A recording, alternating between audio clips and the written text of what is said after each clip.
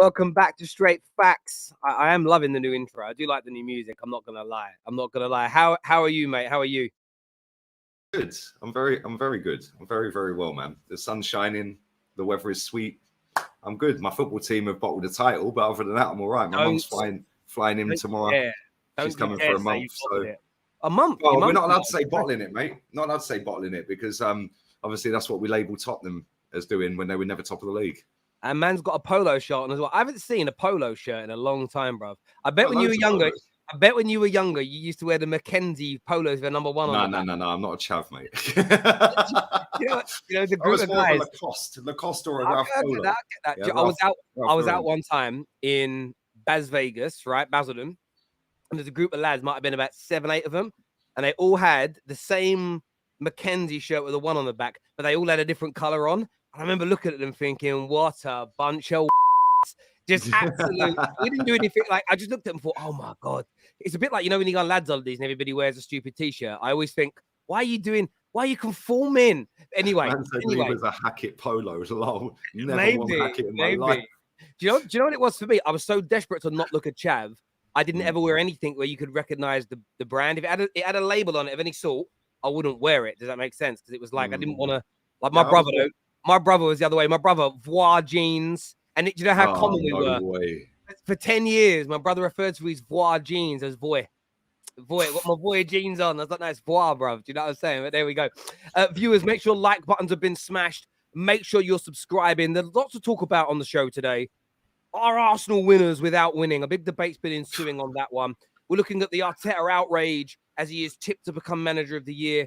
Declan Rice transfer bottle as Manchester City now want to get involved in that. So what does that look like for United and Arsenal that are looking at him? But I wanted to start off and get your opinion on the Manchester United takeover, because there's a lot of anger from Man United fans. There's a lot of frustration from Man United fans that it's been reported that Sir Jim Ratcliffe is now the front runner. But I wanted to first play what Simon Jordan had to say about this matter. Take a little listen to this, and viewers listen as well. And I know you've got your own view of that. Yep. Well, Sir Jim, or would you, if you were Sir Jim, bat an eyelid over his bid, if it is a bid that keeps the Glazers in situ to some extent? No, because it's my money and I'll spend it as I choose. And I'm certainly... I shouldn't, because it's my club. But would you be worried if you were Sir Jim and people are moaning? No, it's my money. I spend it how I want. Not going to be told how I should spend billions of pounds of my money to meet the demands of a group of supporters that have their view. They're entitled to their view, whether it's constructive, doesn't matter. I think it's absolutely laughable. Who do you think you're going to tell how to buy something? Either for sale or out. Okay, stay with the Glazers in. Is that better for you? So Jim Radcliffe will come in if that's what he wants to do. And this idea that he hasn't got deep enough pockets, it's a bloody silly. Of course he's got deep enough pockets. He just doesn't choose to spend a significant proportion of his well-earned fortune on a football club. It's not laughable to the people who are protesting, though, Simon, because it's their club. But the club, but it is they care about their club very dearly. But it is laughable to suggest that you're going to suggest to an individual that unless you spend precisely what the Glazers want to take them out, we're not going to accept you when you take them out, the bulk of them out. A deal. It is a little bit like, you know, like in America in 2016, not my president. He is. Do you know what I mean? It's a little bit like that. But what do you make of this takeover stuff? Because Man United fans at first loved Sir Jim. A year ago, it was Sir Jim, save us. Then the Qataris come along, and I want the Qataris. I'll full hands up. But now there's this meltdown of, if it's a part sale, screw you. We don't want you. We only want the Qataris. I'm even hearing I've seen some United fans online say I'd rather keep the Glazers than get Sir Jim. What is your personal take on this, looking from the outside in, bro? I find it hilarious. If you look at this Jim Radcliffe guy, right, he makes out he's a Man United fan, apparently. Well, if he's a Man United fan, why is he trying to put a deal together to keep the Glazers there with him after seeing what they've done to the football club that he's apparently a fan of? Yeah, so that's a load of rubbish, because he ain't a Man United fan. If he was, he wouldn't want him there, right? Because they have ruined that football club, yeah, from top to bottom. Yeah, and the amount of money they've creamed out of it is a joke, whilst running it into the ground. But you've also got to look at what he's doing in France. He's 9th in the league with Nice. So he's already proven that he can't compete with Qataris, because the Qataris in France are top of the league. Yeah, and let's be real, Yeah, PSG haven't won the league every season for the last 5 or 10, have they? Since the Qataris have been there. So there's an opportunity for them to go and win a title if they do what's required. You're telling me you can't get above Marseille, can't get above Lens, can't get above, I think Clermont Foot, whoever they are above them. Players Foot. Somebody put in my chat a minute ago. Yeah, they said it sounds like a cream for Rukas or something. Yeah, athlete's foot. Do you know what I mean? Man can't get above athlete's foot in the table. But it's like he's proven already that he hasn't got the money. Like he might have the money in terms of assets, but he hasn't got the money to buy Man United, which is why he can't take over the whole club. Yeah, so he's going to try and do a deal to keep the Glazers there. So on that basis, if he's a Man United fan, why would you want to keep them there when you've seen what they've done to that football club? So what I would say is this, right? He has made one of his offers is to have full control. So he's offered 69%. Now, the other 31% is the shares on the stock market, and they're going to tackle that later on down the line. But he has made a counter offer, which is, well, if you don't want to sell everything, then we can do something where you remain at the club. And then in 2 years' time, you'll be given options to be bought out completely. So there is a plan to get rid of the full. Like, I don't want to misrepresent what they've said about it. It isn't you guys can stay with 20% forever. There is a plan to try and get them out in the end. And look, I'm not the biggest fan of what Sir Jim is proposing. I would rather the whole deal. I'd rather no debt in any capacity, even though they've said they'll ring fence the debt elsewhere. What we still haven't learned about Sir Jim's bid yet, and why I haven't, I've said this, if it turns out he's not going to pay our debt off and we're still paying it, they're saying the new debt will be covered by Ineos, but there's no guarantee yet. We haven't seen anything to say the old debt will 100% be paid by Ineos and taken away from Man United.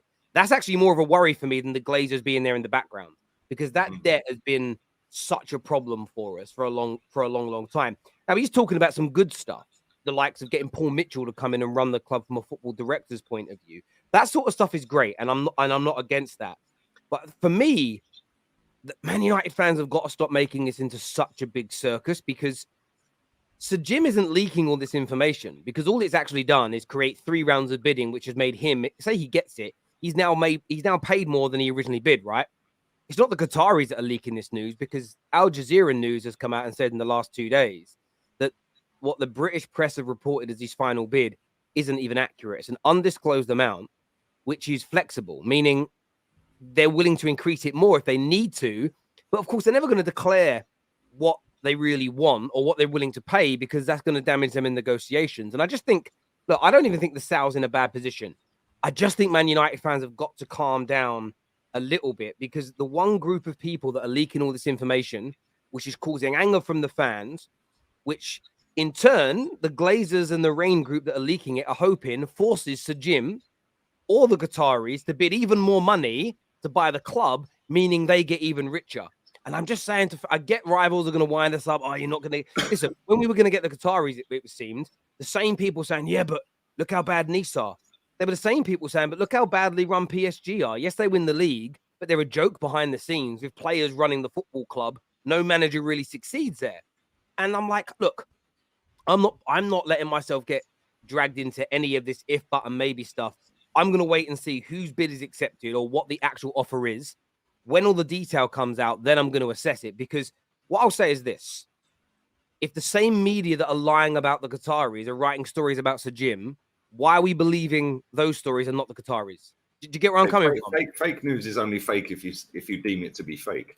It's like when people say about the Daily Mail, oh yeah, but it's the Daily Mail. But then if they link Declan Rice to Arsenal, right, and Declan Rice ends up like in negotiations on all this, then all the other media outlets do it, like they're going to believe it, aren't they? It's only what you deem as fake news. No, yeah? I agree. So that's the point.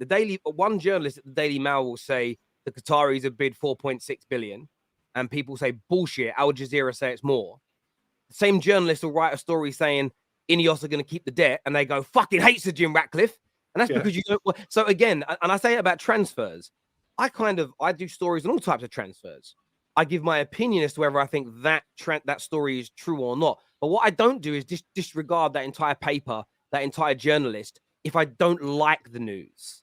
Because we get it when we have journalists come on the show. If he's talking nicely about, say, Arsenal, a lot of the Arsenal fans in the comments, I love this guy, great story, thanks, bro. If he comes on and say, yeah, Arsenal won't sign that player, it's what the fuck do you know? You're stupid. And that's if you're going to be against transfer news or against the news outlets in general, at least be consistent. And that's all I'm trying to do here is say, I don't think Sir Jim's team or the Qataris are leaking very little information, very much information at all, to the press. So I'm just remaining as tight-lipped as possible. Everyone knows my stance. I want the Qataris 110%, but I do believe Sir Jim would be a better owner for us than the Glazers. Will he be as good as the Qataris? No.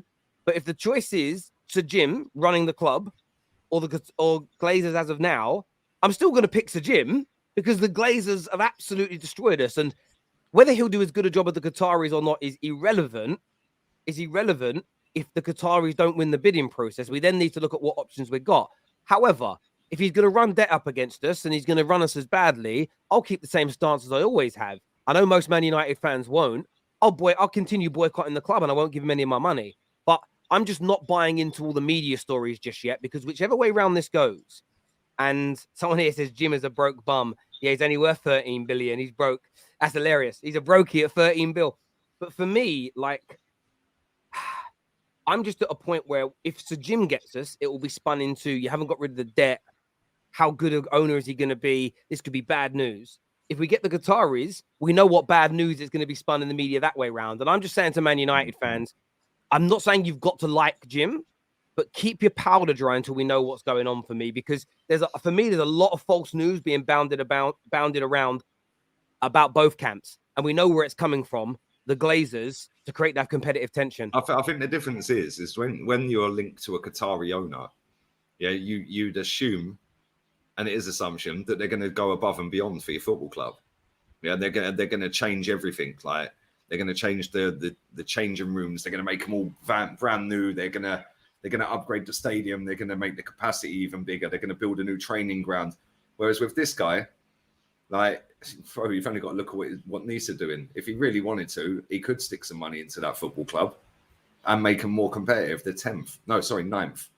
Yeah, and Man United's slightly different because they are a bigger football club and they've got a bigger income. But if you're starting on that foundation, he's going to come in and give it lip service. But then ultimately, is he going to deliver? Whereas the Qataris will deliver on what they say because it's a pride thing with them. Mate, and that's why I want the Qataris. And Splash here says, bro, this Terry guy is hilarious. It's not rocket science. United fans know there's an option to take us to the promised land, and you got another guy who's already acting shady. But I'm saying this to you, Splash. The media are saying he's acting shady, and you're believing it.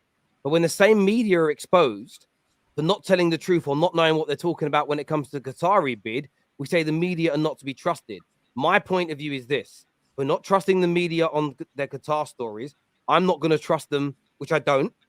I'm not going to completely trust them on their Sir Jim Ratcliffe stories either.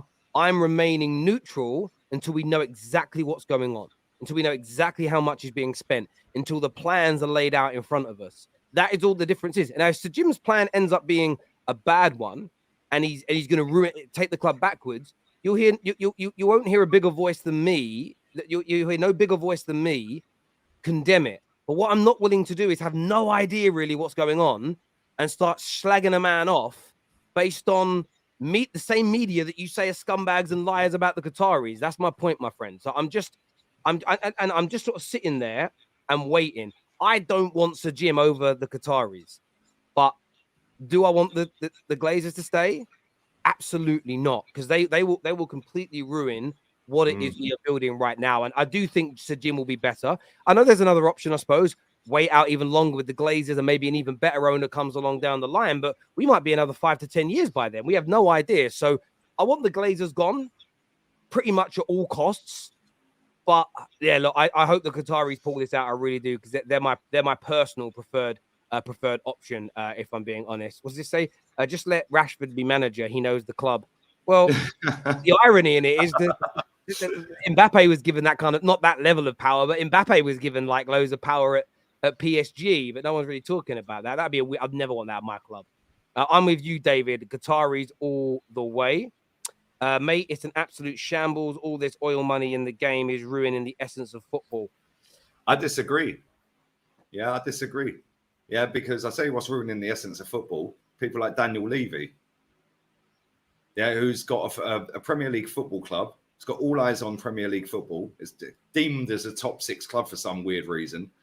Yeah, and then off of the back of that, they build a new stadium, a multi-purpose stadium that basically has every sport going. They make an absolute fortune out of it without really reinvesting it into their football club to make their football team even better. And the Premier League allow that. That's what's killing the essence of football. Yeah, Daniel Levy couldn't care less about that club.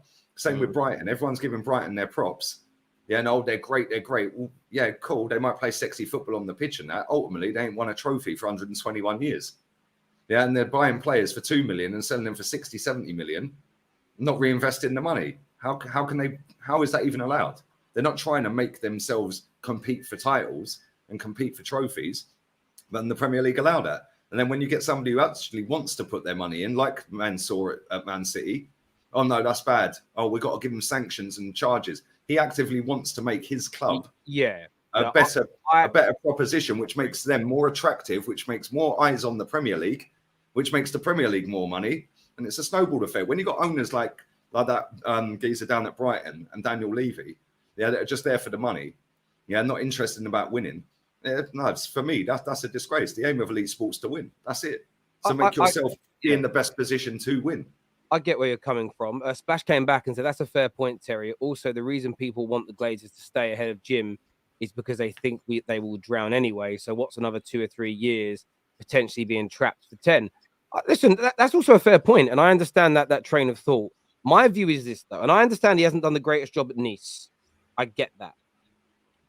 I don't see anybody parting with 4 to 5 billion, investing another 2 billion into the football club, and we may not become as good as City. There's always a chance, but I just don't see them letting it foul in the way the Glazers have.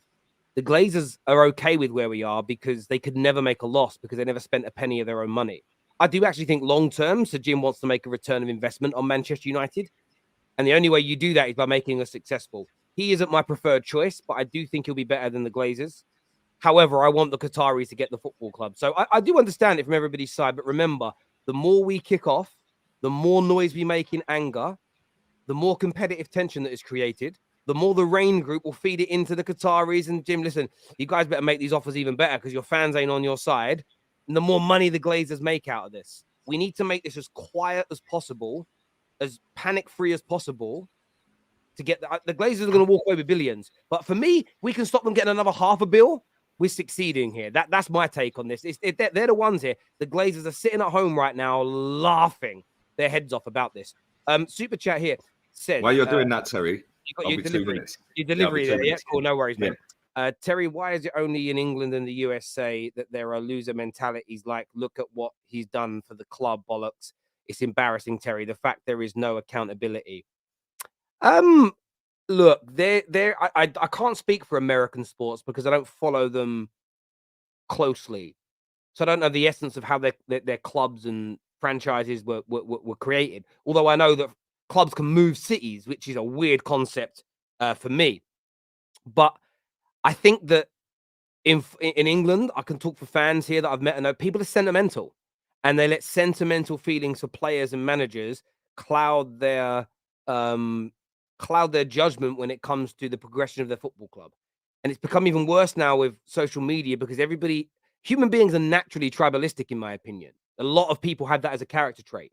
So that you spend 3 years online backing Arteta or backing Ten Hag or backing Pep or backing Klopp, it's hard to take yourself out of that because you put so much stock into it. I think that's where it's just a human nature, a natural human reaction, really, in the end, my friend. So yeah, I get where you're coming from. Said earlier, seen the script before. Oh, sorry, we'll come back to the AFTV stuff a little bit later. We'll come back to the one on about Lee Gunner and Arsenal as well. American sports are more soulless. They rarely care about sentiment. Well, again, I'm going to take your word for that because I don't follow it. I don't follow kind of club sports, baseball or the NFL or the NHL closely enough to really have a grasp or an understanding. So I'm not going to give an opinion. Terry, you moved City with your support. You were a Spurs fan and then randomly supported Manchester club. But that's just not true, is it? I didn't. So again, it's super City. It's a good attempt But no, I've been a United fan since I was 4 years old. So, by the way, I started supporting this in the mid 80s when we were crap. So go figure. Yeah, it's a bit like, if some kid from Doncaster supports Spurs, you'd never go, you're a glory hunter. Do you know what I mean? What I would say, though, and I've asked Hamza for this a few times, some of these City fans online giving it the big one, please show me some pictures of yourself as a kid in City stuff. So far, none of them have come forward. They must have a picture of themselves as a kid in a City shirt or with a City program or even a film or a DVD. Like, there's pictures of me as a very young child in Man United kits at home. I'll have to go and find them at some point, but there we go. But yeah, I mean, look, the United takeover will sort itself out. But I'm just, I don't know. I just want Man United fans to keep their powder a little bit dry. I think we're doing indirectly, not on purpose. We're kind of doing the Glazers bidding for them somewhat by making such a noise and everything else. And I think that's either way, you're going to go and do dough in the summer, regardless of if the Glazers are still there on their own, whether it's with Jim Radcliffe, whether it's Jim Radcliffe, or whether it's the Qataris. I think I said this to Rance a minute ago. I said, what you need to do, in my opinion, is get rid before you buy, regardless of who's in charge. Yeah, get rid of Maguire, get rid of some of them other players that are not good enough, Scott McTominay, players like that.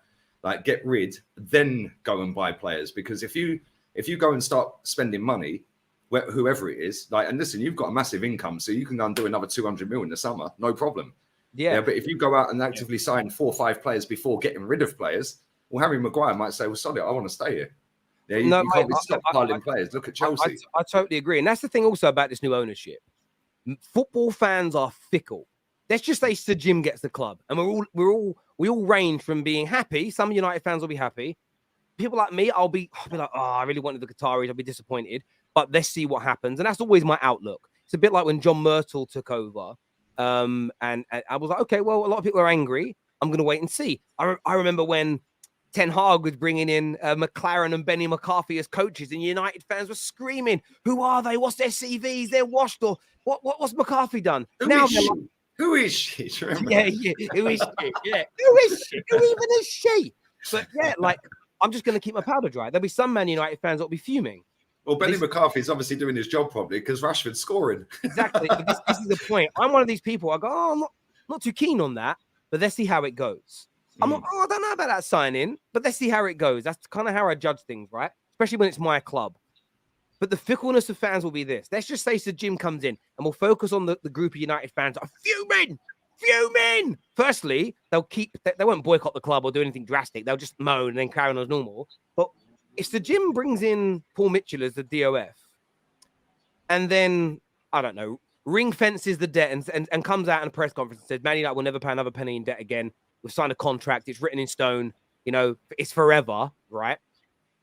Puts in the plans to rejuvenate the training facility and then goes out in the summer and signs Frankie de Jong, Harry Kane, Guardiola, Frimpong, and Costa in goal.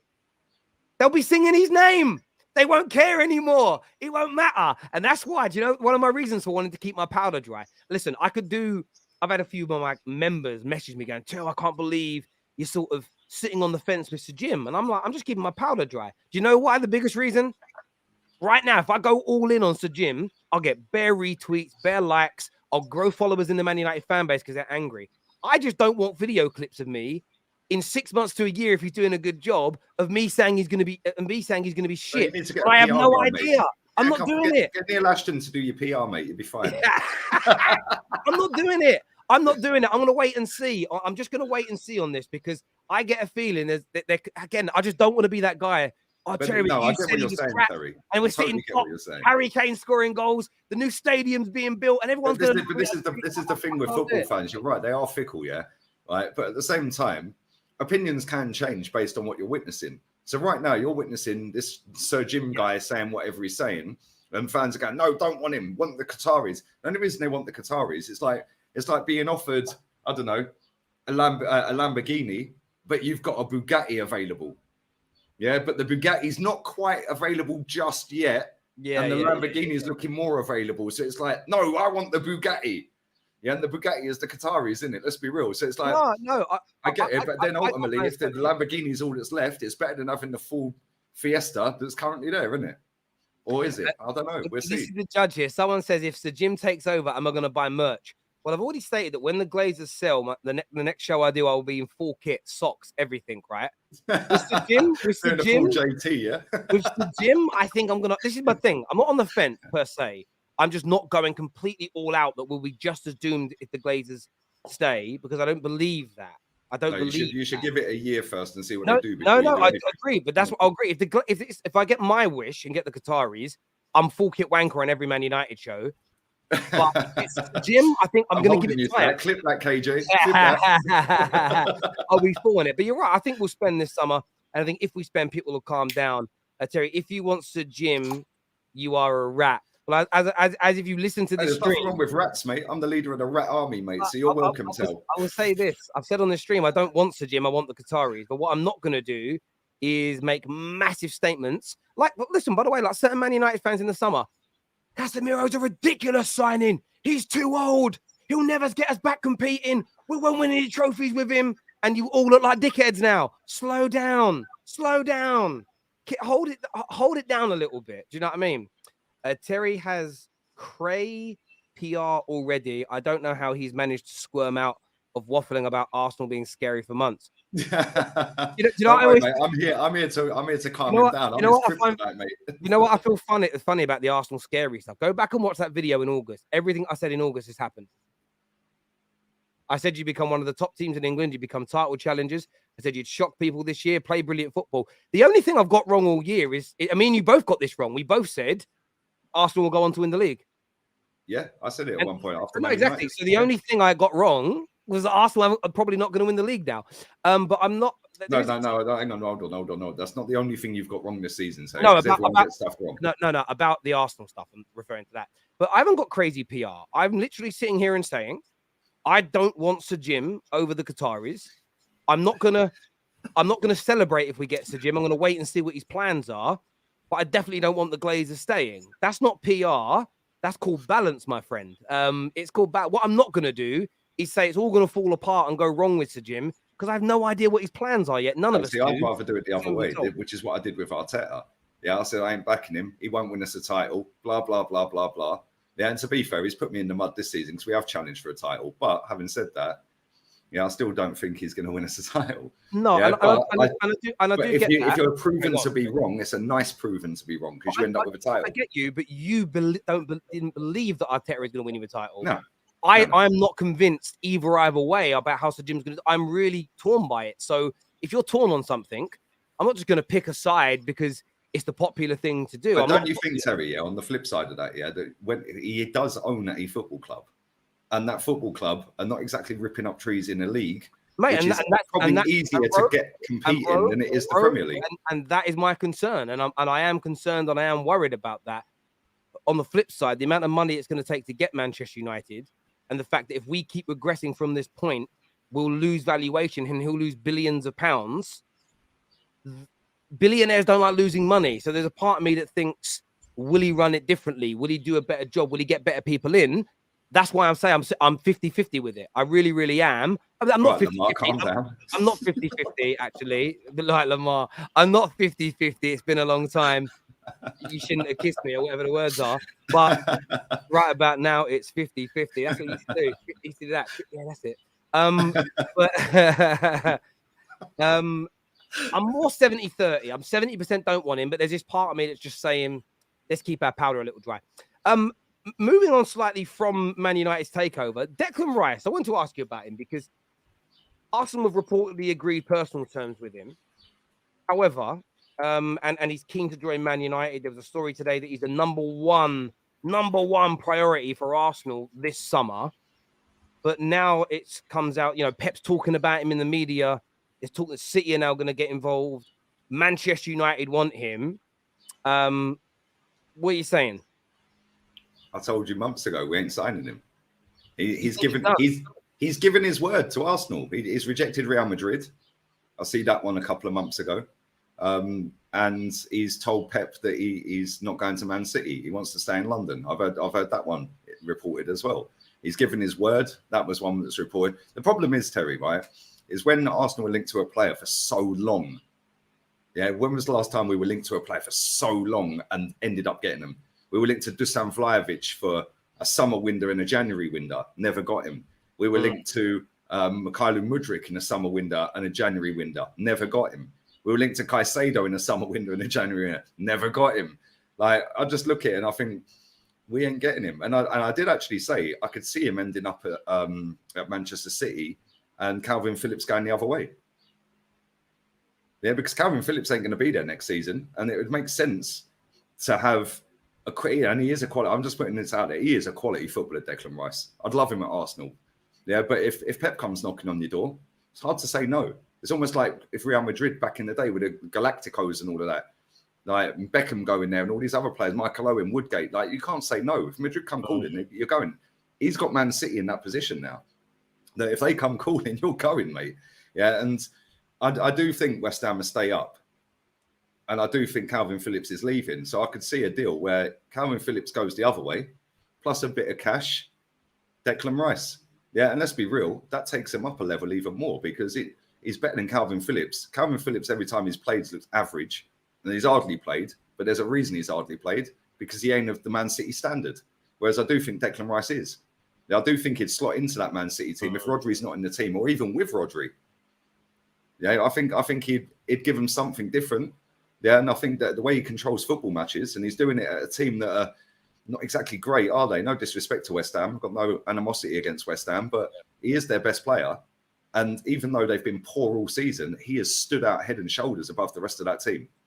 Yeah, and that is a sign of a top player because when you see some of these other teams, look at Chelsea, for example. They've got some quality footballers, Chelsea. How many of them have stepped up and stood out every game, even if the team are rubbish? None. Yeah. So for me, I think Man City is inevitable, mate. Yeah, and I do think we're linked to Caicedo as well. I don't think we're getting him either. Yeah, we're going to end up with, I don't know, Zubamendi or Onana, which, listen, Onana's not a bad player. Declan Rice, for me, I'd take him, but I'd rather Caicedo. But I don't think we're getting either. You don't think with all the success this season or the development this season, I don't want to say success.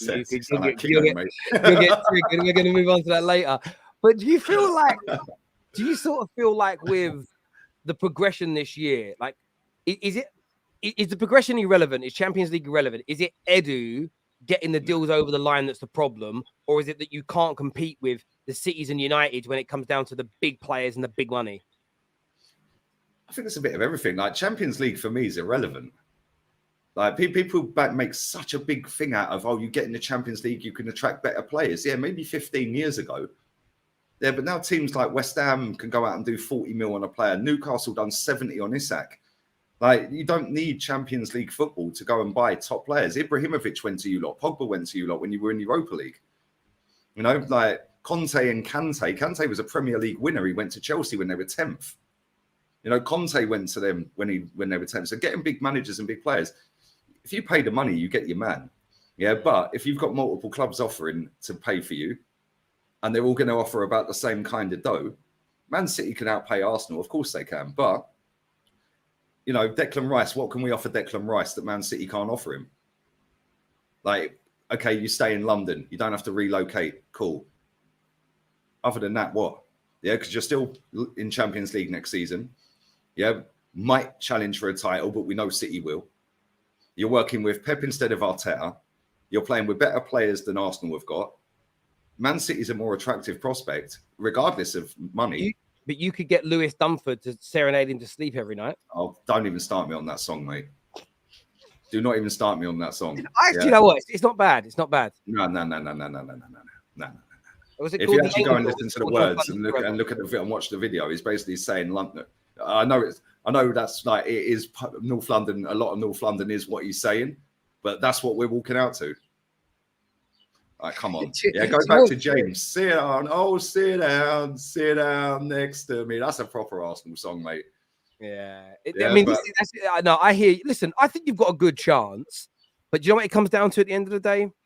It's offering that money and getting it done. The reason you've missed out on certain players, and I know some Arsenal fans kind of celebrate the whole, we didn't go above what we wanted to pay. That makes us stronger. And there is element of truth to that, not being hung over a barrel. But there are also times where you've got to land your man. There are times where you've got to bring in your players. And this summer's massive because Arteta's going to be given next year. Of course, he's not getting sacked no matter what anybody says this summer. He needs investment because next year is different. Next year is so different for Arsenal compared to this year because you are now expected next season to be in a title race because you were in one this year.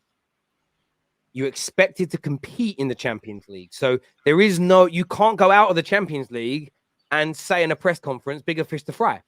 You can't do that. Not that the manager said it, but fans can't say that because it's the Champions League. And if you improve your squad, in disguise. Yeah, that doesn't exist next season for Arsenal. By the way, doesn't exist next season for Man United, and it's not existed for about a decade now or more for Manchester City. It never exists for Liverpool.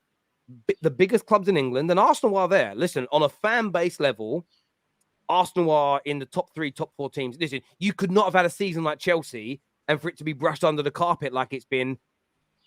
Chelsea fans are kicking off about it, but there'd be a story about turmoil at Arsenal. Well, there was. Liverpool. We finished 8th twice.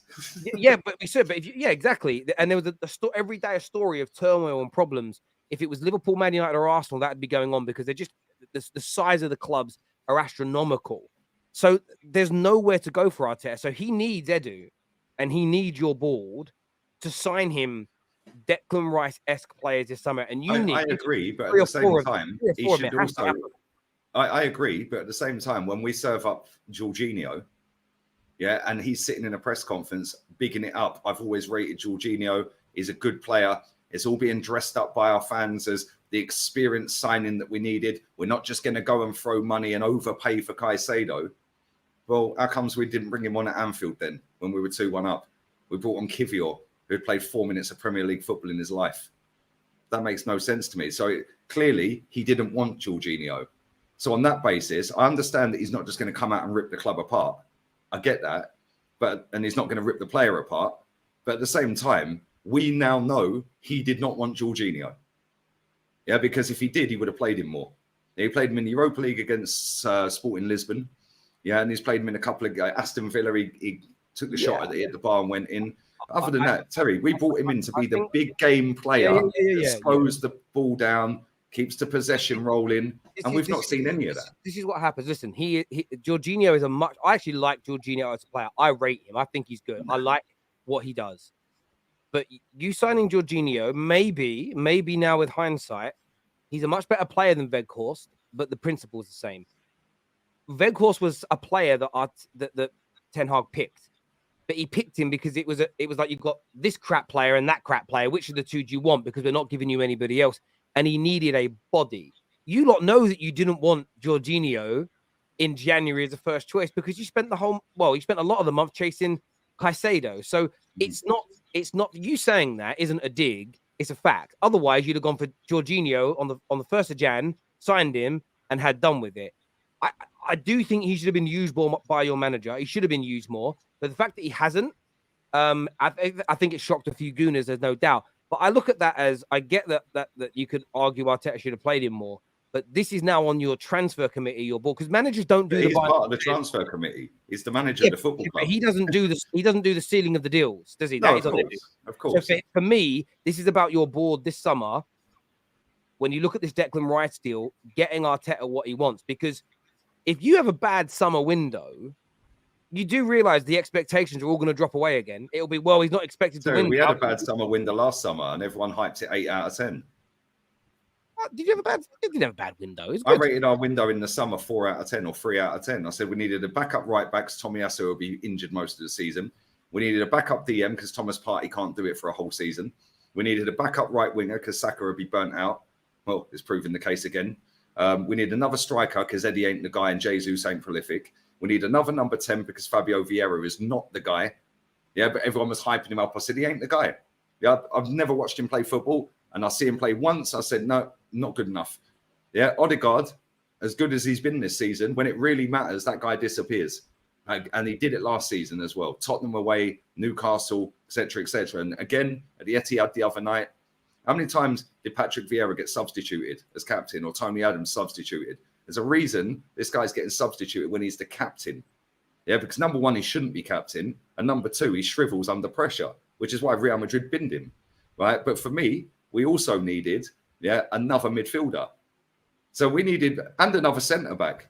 Yeah, and then we go and buy Trossard, and I'm like, what a player. Yeah, top player. Bang in love with him, quality. Then we go and buy Kivior, and we're like, who's this guy? And this manager has deemed him not good enough to start over Rob Holding. Like, come on. We've done 24 mil on that. 35 mil on Vieira. Well, there's 60 mil. Yeah, there's 60 mil. Now adding Sambi Lokonga that we bought a couple of seasons ago, that's now nearly 80 mil. Right? And this is the thing. When people say, Terry, about thin squad, right? Because people keep saying, oh, but Arsenal got a thin squad. What they're basically saying is we didn't do enough in the transfer windows. That's what they're saying. Yeah. But now let's go through the Arsenal bench very quickly, yeah? Mohamed El Neni given a new contract based off of 8 games that took us from 4th to 5th. That our fans gassed up. Oh, he's so reliable when called upon. He's a model professional. Of course he is, because he's happy just to be there. Right? Then you look at Rob Holding, cheerleader, happy just to be there. Right? But our fans, most of them want him gone. That's probably the only player on the bench that they actually want out. Fabio Vieira, Smith Rowe said he reminds me of Bernardo Silva. That's now a thing within our fan base. Kieran Tierney's won more trophies than everyone at the club. Yeah. Then you go to Smith Rowe. Well, he's wearing number 10. He's wearing this geezer's shirt number, mate. Yeah. Gassed up into oblivion. Then you look at Trossard, top player. Then you look at Eddie Nketiah. Eddie's in the room. Well, he ain't scored a goal since that song came out. Right. And not only that, they gave him 100 grand a week based off of 5 goals that took us from 4th to 5th. But this fan base have gassed him up. Oh, but he's all right. He's a fox in the box. He'll come off the bench every now and again. Yeah, is there anyone I've missed on the bench? Yeah, Reece Nelson. Our fans are now on their knees. Try and give him a new deal because he's leaving in the summer for nothing. Give him a new deal. So they hype up all of our bench players, Terry. Yeah, they've hyped them all up. Jorginho, oh, he's the experience. They've hyped up all of these bench players, but then at the end of it, when we ultimately bottled it, they'll go, well, we've got a thin squad. Well, why have you hyped them all up then? Like, because if you're hyping all of these players up into oblivion, that is true though, right? Yeah, because when I'm sitting there saying 3 out of 10, 4 out of 10 window in the summer, I'm getting told I'm negative and toxic. And I said, well, cool. Well, Tommy Asu, another one. Oh, he's versatile. Well, he ain't if he ain't fit. Yeah? He ain't if he ain't fit. I said we needed another centre-back. I said we needed a midfielder. I hear you on that. We've got some super chats here. First one says, Lee Gunner, is football smart? Too bad you're an Arsenal fan. So Jim is a fraud. Thank you, Sully. Earlier, seen the script before with these performances. Hard to see clips of AFC fans, AFTV fans defending those performances. Standards need to be higher. Is from Akil. They won't be higher though, bro, because if they start going down the, oh, they're a little bit toxic route, they've worked so hard to get away from that narrative that they keep bumping into Edu all of a sudden. Right. So they can't go down that route anymore. How many times, I tell you, how many times, like real talk here, how many times have they genuinely, oh, we just bumped into, I remember when the World Cup was on, yeah, Cecil was in America, right? And think how big America is, Terry. He happened to just bump into Josh and Stan Kroenke, Edu, Vinay, Tim Lewis, Richard. We just all managed to bump. I bumped into him in the same restaurant. Get in the bin, man. I can't pull the wool over my eyes, mate. The fact is, yeah, people are gassed with where we are because it gets them more traction and gets them sponsorship deals. It gets their faces on TV. It gets them a Football London writing, yeah, journalistic role. It'll get them in a press conference and it'll get them to meet Edu. Yeah, that's it. Yeah, and that is why my channel will always grow slower than most of these others, because I actually say what I think, not what I think people would like to hear. Well, you've always got to be that way, and I've always been the case of I'll say what I mean. The maddest bit is I get accused this year of you're only nice to Arsenal to grow. I'm like, you ain't watched the Football Terrace for the last 3 or 4 years, then, bruv, have you? Because when I see good things, I'll say good things. That's because you got with Jess, mate. That's what it is. Yeah. You know the maddest bit, because you're no longer than most other people. I was with her last season when I was calling them the biggest bottle jobs in the world.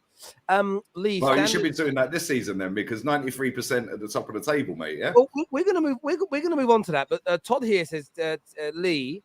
Lee's standards are what you need as a fan. The rest of the lot sound like Spurs fans, just happy to make top 4 up, always up the Chelsea. Big up yourself. I hope not you're tonight, well. Hopefully, we don't want not tonight. But I wanted to play this clip because Arsenal are being called winners this season, and this is why. Let's listen to what. If this is Keown, I'm going to get a beer. I'll be back. Yeah, have a little listen, people. If we didn't get a chance to see Saliba, and even with Saliba, by the way, in the team, it would have been very difficult for him as well. That's how good City are. Of course, we accept that. But nonetheless, it was a blow for us. I know the likes of Rio Ferdinand was leaning on you the other night, so I'll lean on you now. Failure, choking, bottling. Those are the kind of words that are being thrown about Arsenal in some sections, in some quarters, Martin. Undeniably, that's the case. Is there progress in failure?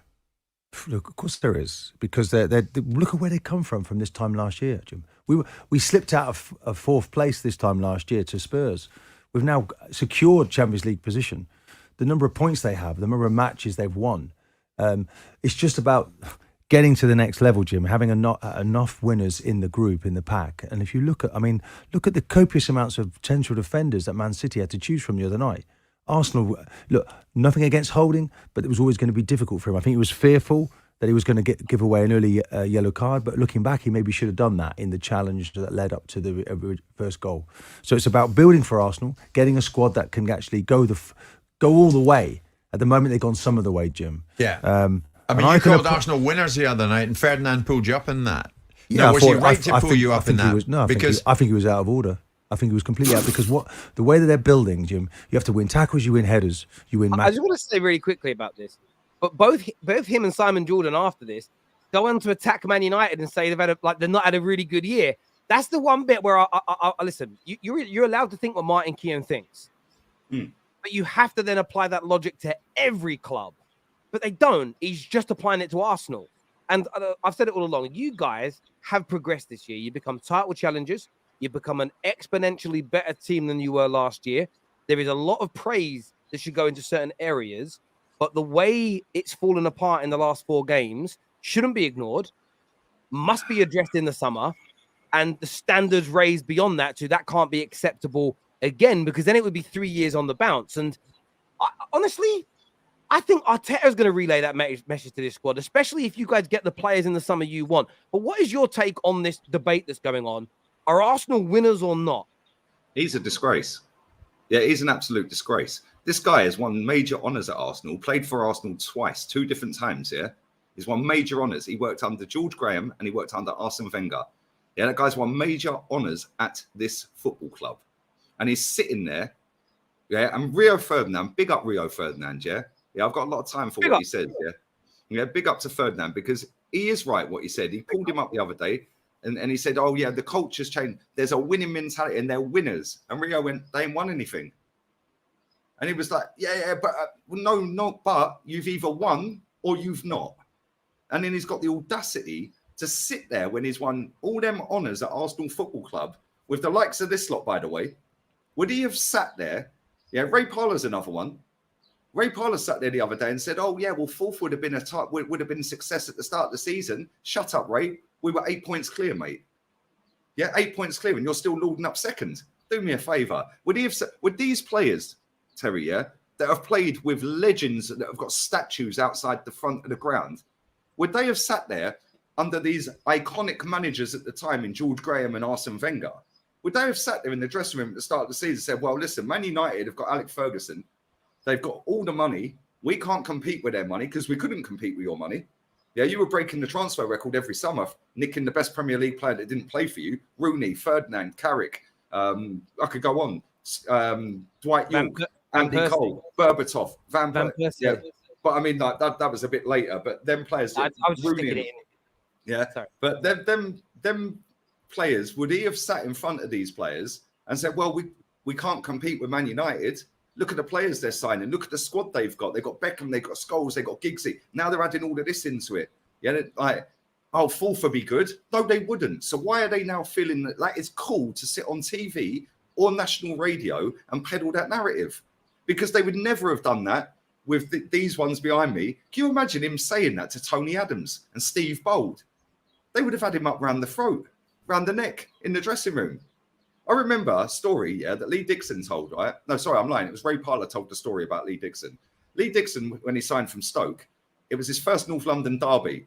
Yeah, Steve Bold and Tony Adams had him off the floor, round his throat in the dressing room before kickoff and said, listen, Stoke boy, yeah, we do not lose to this lot. Yeah, and he was like, yeah. He said, I had the best game I ever had for Arsenal. Yeah. But Martin Keown was in that dressing room. Ray Parlour was in that dressing room. What's happened? I'll tell you what's happened. Ray Parlour will nailed on be on the tour of America this summer in our pre-season. He'll be the ambassador, the face, whatever you want to call it. Martin Keown's probably trying to worm his way in. Yeah, it's embarrassing, hell. Like, at the end of the day, for me, cool. Nobody expected it at the start of the season. No pundit. Who cares what the pundits say? Like, that are not Arsenal pundits. But even when they're Arsenal pundits, you can't believe anything they're saying because they're lying through their teeth, Terry. Yeah, Ian Wright's come out today or yesterday giving it about phase 3. I can't wait for the next phase. Shut up, Righty. The phase stuff, I've got to say with the phase stuff, it is the best PR Arsenal have done because it's so Marvel. It's so like phase 3 about to begin. I love it. But Terry, this is the thing. This is the problem I have with it. Right? When you have got, and I know you get a lot of journalists on your channel. I'm not mocking any of them, yeah. And it's not a dig at any of the people you have on. It's the ones that go into the press conferences at Arsenal, which are predominantly the same 4, 5, 6 people, yeah. Right? They've all got 500,000, 1 million, 2 million followers online, right? And they're going in there and asking, "Oh, Mikel, is success finishing second this season?" What?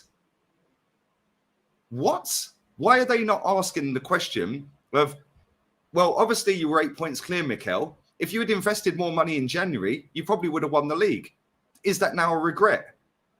That's now a question. But they won't do that, Terry, because 15 years ago they would have asked these questions. But these football clubs are so smart. Only in England this happens. Yeah, I watched Carlo Ancelotti's press conference yesterday. Mate, the guy's quaking in his boots about his job because they're sticking it on him. Right? He has to win the double this season or he's gone. The Copa del Rey and the Champions League are sacking him. He won 5 trophies last season. He won 3 previously when he was there, and he's quaking about his job. Yeah. At Arsenal, what they've done is they've gone, well, they've got a big reach on social media. Yeah, that one works for Goal. That one works for CBO. Okay, cool. Get him in the back pocket. We'll give him a Thomas Partey exclusive. He's signing for Arsenal after Fabrizio said he weren't. Yeah, Charles Watts breaking news. Thomas Partey signing for Arsenal. Yeah. David Ornstein will give you the Josh Kroenke interview. Yeah, and they're in the back pocket. Indirect. They're not taking money out of it as far as I'm aware, but they're in the back pocket in terms of you be putting out what we want at the end of the season or throughout the season transfer. We'll give you a little scoop, makes you boost, yeah, which boosts their followers. So now more people are inclined to believe that journalist because they got the Thomas Partey news right. Then you get the ex-players in your back pocket. Give them a freebie to Australia on the pre-season or America on the pre-season. They're going to do up all the prop in the world. Right now, you get the biggest fan channel in your back pocket, get them into a press conference a couple of times, which has happened, and asked Arteta questions, by the way. That's the biggest fan channel for Arsenal. You get that in the pocket. Now, add up all the millions of people that have got eyes on all of these things. Very, very easy, very, very easy to now con the public and con Arsenal fans. So then when it's me, I'm just one person, Terry.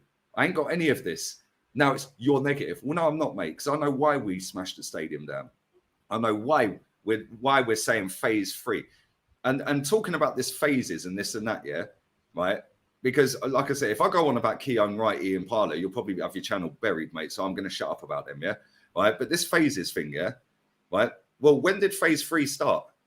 Because Charles Watts is telling the world that Mikel Arteta has always maintained that we're in phase 3 of a 5-phase development plan. Well, that came out 2 days or a day after we lost to City. I ain't heard that all season, right? And it's no coincidence that the PR comes out straight after we bottled it and got battered at City, right? And now we're not top. We can tonight obviously go top, but where was this all season? Gabriel Jesus and Zinchenko were built up to bring in winning mentality. Well, Jesus after the game the other night is saying, after the Southampton game, I think it was, oh, well, we're a young squad.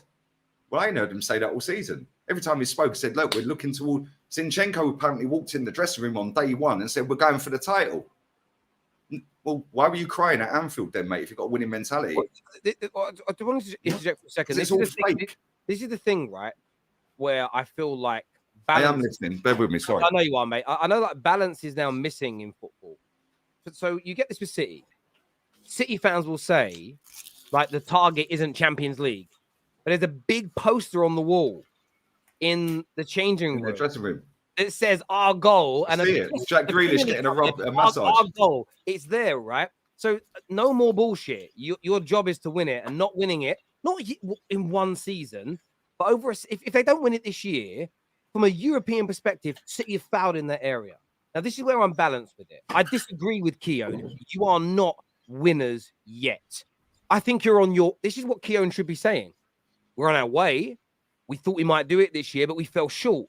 We now need more investment. We need to raise the standards. We need to go again next year. I'm proud of elements, but call out the things that are wrong still.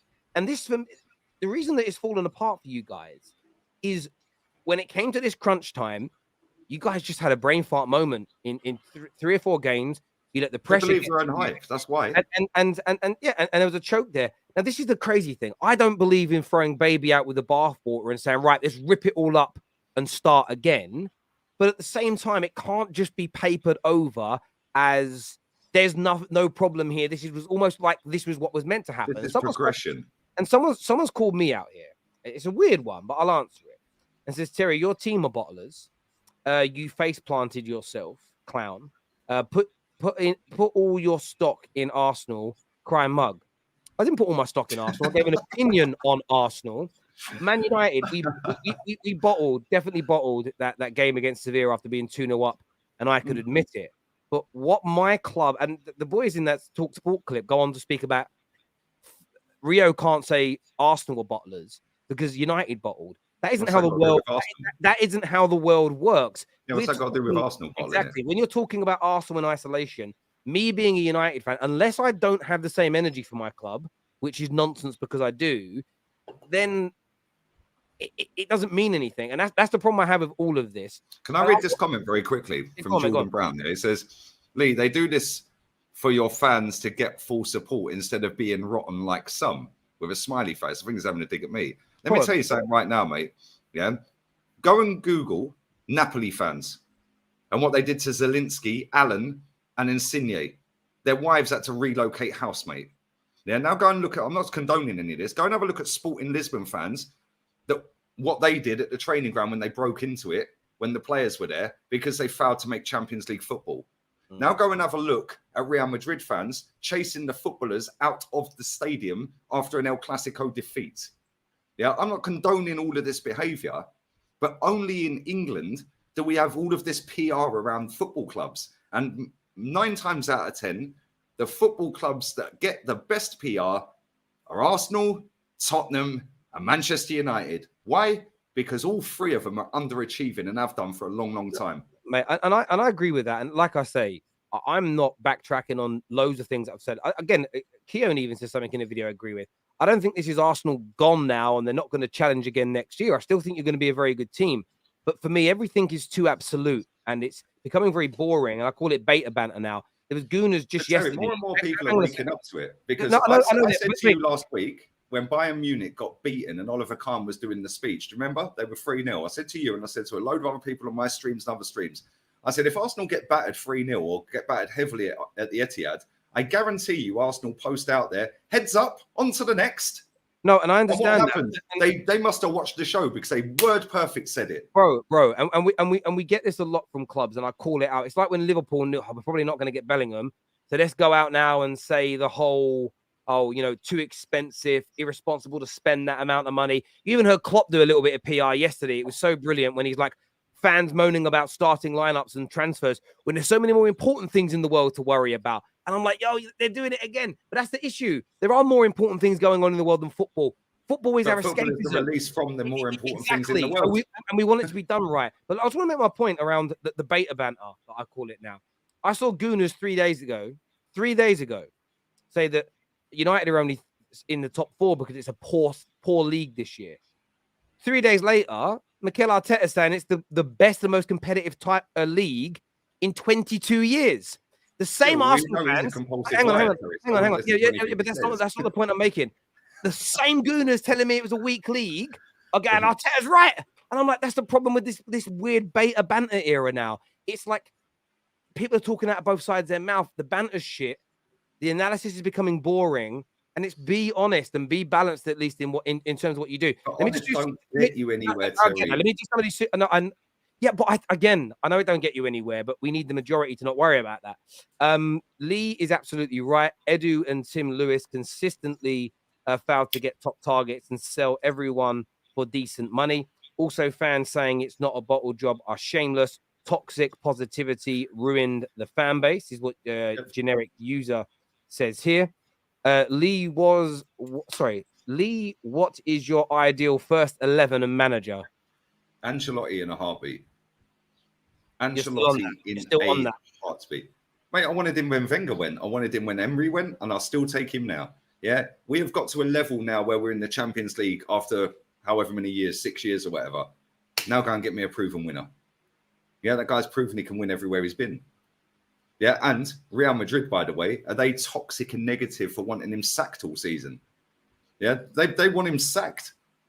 Yeah, they've wanted him sacked last season at the end of it when he won 5 trophies out of the 6 available. They still said sack him. Yeah, my 11, I want Ivan Toney in the team.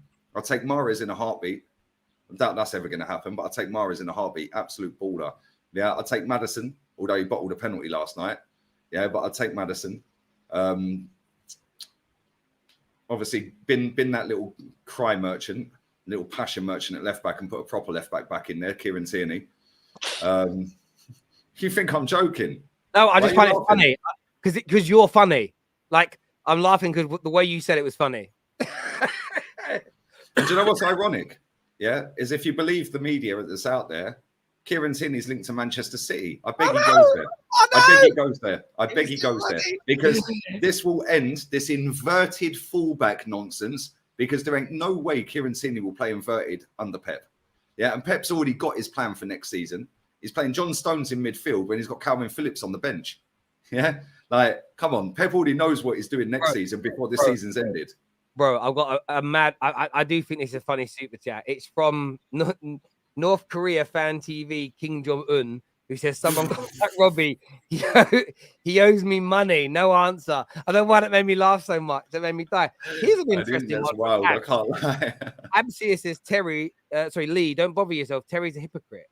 Terry's not a hypocrite. No, Terry's a very smart guy, yeah? Which is why he's doing so well in life. I'm not trying to blow smoke up your ass. I am smoking. Yeah, but you are doing well. And you the first time I met you was what? Was UFF? Yeah, met you in the studio there, yeah. Yeah. And that was what, 8 years ago? Yeah, about 7-8 years ago, something like that, yeah. Yeah, and look at the way your channel's blown up since you've like gone full time, you've left Barclays, you're doing your thing. Fair play to you, mate, yeah. Right. Terry just says what he thinks. You do wind people up. You are a wind-up merchant. So yeah, I love to wind people up, but it's at the same time, like I'm not a hypocrite, but I do get things wrong. But when I get things wrong, I always hold my hands up and say I was wrong about that.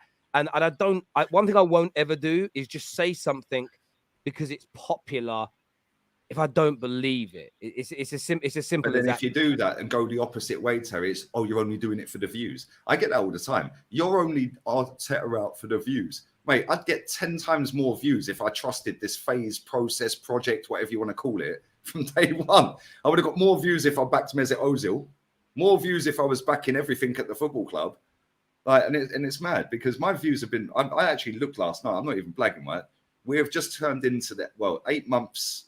The season started on the 6th of this month. It'll be exactly 8 months. I've had 8 million views. That's 1 million a month. There was a World Cup in the middle. Yeah, I know that's not like your figures, but for the size of my channel, when we're winning and I was supposed to be buried, Terry. But this is the thing, right? Compared to some channels, that's nothing. But compared to 99% of YouTubers, that's bad. Do you know that less than 5% of all YouTubers get to 10K subs? Like, it's crazy. So yeah, man, like, ignore it. Lee is the white Aubameyang, is what someone says here. I get told I look like Chris Martin, Aubameyang, Russell Howard. Chris Martin's a good one. It's a good one. This is Terry. Why do you hate crime or phrase from the betas? Do you know why I don't like the expression crime more? On a real level, one, it's overused and milked. And when I grew up, like whatever word was, there weren't social media, but whatever word was being used by people to say hello, goodbye, to banter people. After a little bit of time, when it was used, 3 months, 6 months, if someone used it, you'd be like, milked, done, it's old, it's dry, move on to something else. And crime was funny when it first started being done. The second reason I dislike it is because sometimes somebody makes a big point you respond to it with a good point, and their response is cry more. It's like, no. Actually respond and let's have a conversation. So yeah, it's old and boring and done. Secondly, it's not an argument. You know, it's not an argument. You two are not a plastic fans or bottlers, goats. Thank you, bro. We know we're not. We know we're not. And by the way, I absolutely love. Someone here says I love it because Terry, and it is what it is. But you know what's really funny? If someone like Stormzy came out and said that it's a dry piece of banter, stop it, everyone would go, yes, sir, no, sir, 3 bags full, sir. I'm not listen, Stormzy's wicked, love him, but I'm not controlled by the popular people. I'll just tell you how it is ahead of time. Terry, cry more, mate. Yeah. Nobody cares. That's another one. Nobody cares. Yeah, cry more. Nobody cares. My favorite one for people our age group is, you're 40, bro. What are you doing here? You're 40. What are you doing here? Yeah, you're 40 years old. Okay, mate. Yeah, we'll have a bit of respect then. I know how old I am. I remember taking your mum out for a date. Way. I believe it's possible to be disappointed about the last few games and remain optimistic about the future. I believe it is possible to have faith in our players, but expect them to learn. That's where I agree. But that's all well and good. That's all well and good. But this is the same team. Take out Saliba, Jesus, Zinchenko with the 3 starting 11 that weren't there last season. This is the same team that bottled top 4. Yeah, and listen, I've said all season, Arteta is not the main reason. Well, I said recently, Arteta's not the main reason we've bottled this title, but he's part of the reason. The same as Edu's part of the reason. The same as the Cronkies are part of the reason. The same as the players are part of the reason. There's certain, and I've said this many times, right, over years, different ownership group now. Yeah, they're full ownership, not just major shareholder or whatever. Different board of directors, different coaching staff, different sets of players, different management, different coaches. Why is the mentality still, well, top 4 is the aim? Why? One constant, the fan base. Yeah, and this fan base, right, we're marching to get this manager out, the previous manager, Wenger, to get him out for finishing second to Leicester and nicking the odd cup every now and again. But now this is the greatest achievement ever in living history that we finished second. Do me a favour. Yeah, we've gone back to the level we were 7 years ago that was deemed not good enough. And everyone's gassed. Why? Oh, but the landscape was different back then. What, you all gardeners? Turn it in. There's a geezer in this chat, I'm not even going to highlight his name, Mate, just stick to cussing everyone on your Twitter account. I know what block you're in, mate. Don't worry about you, yeah? You've watched the whole show and you don't like me. Like, there's an issue there. I hear and he slags off AFTV, me, Troops, and Tottenham. That's his whole Twitter account. But he goes to every home game. He stands in block 9. Yeah, why aren't you gone and fronted Robbie then? Because he'll be there tonight, mate. Why don't you go and say something? Yeah, film that and put that on your Twitter account. Like, these people are tapped. Yeah, but they don't like a different of opinion because that's how it is. But they'll happily sit there and play the game and slag off everyone else and then say they're nice people. But you cause pylons left, right, and centre. Yeah, so if you're a nice person, why are you causing pylons to other people? And then you're saying you're slagging this person off, slagging that. But then you go to the games and these people are at the games. You don't even front them. Like, it makes no sense to me, Terry. And there's thousands of people like that. No, I get that, bro. Arteta's era will be like Brendan Rodgers soon. Well, it's like I said earlier. That's why this summer's massive, and that's why. By the way, I haven't missed your super chat, Mike. They're starred. We'll come to it. It's massive because of 2 years running where you've had an opportunity to top 4 than a title and then crumbled at the 11th hour. It's a huge season next year for Mikel Arteta because he's not. I know they're talking phase 3, phase 4, and all of this, but you're 3.5, 4 years in to a process. You've title challenged this year. If you spend big this summer, there ain't an Arsenal fan worth their salt that's going to allow another year of not winning trophies. No, but you say that, Terry. You say that. I get that, but for me, you're saying that. I'll say that. Other Arsenal fans will say that, and we'll be deemed as plastic Spurs fans. That one always makes me laugh. This guy is 100% a Spurs fan. Well, they're more suited to Spurs than me because I want to win. Yeah, and I hold this club accountable to what Sir Peter Hillwood told us in 2004. We are moving to compete with Europeans elite. Well, do it then. When you do it, I'll shut up. Until then. Uche here says, Lee, spot on. The summer is pivotal to Arsenal's consistently challenging for more, and we need 2 more good defenders, 2 quality midfielders, and 1 quality striker like an Ivan Toney is what Uche says here.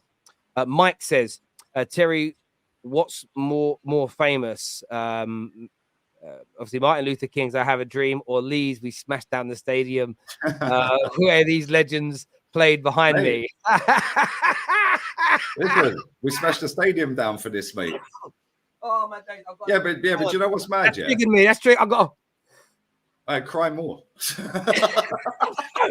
My lungs are ruined. Do you know what's crazy though, Terry? Right?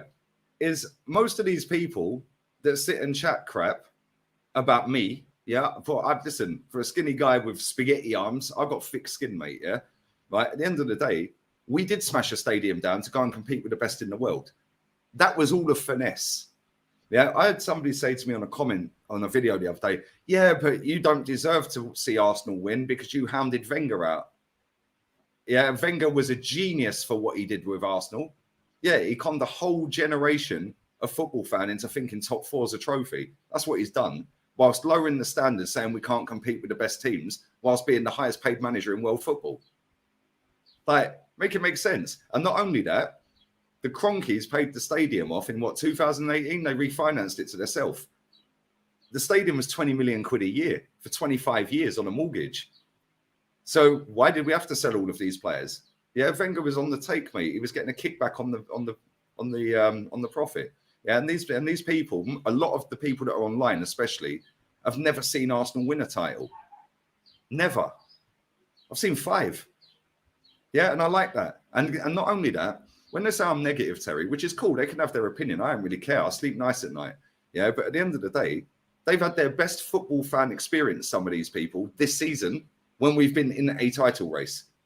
So do they not want that again every season? Another thing I want to say as well, right? When we didn't sign Douglas Luiz on deadline day in the summer, oh, well, we're not just going to rush and overpay for players. Yeah, this is what got us in this mess. Okay, so you're now realizing 7 years later that Wenger was actually the issue then. So why were you 7 years behind? Yeah? No, same as thin squad, but rate a transfer window 8 out of 10.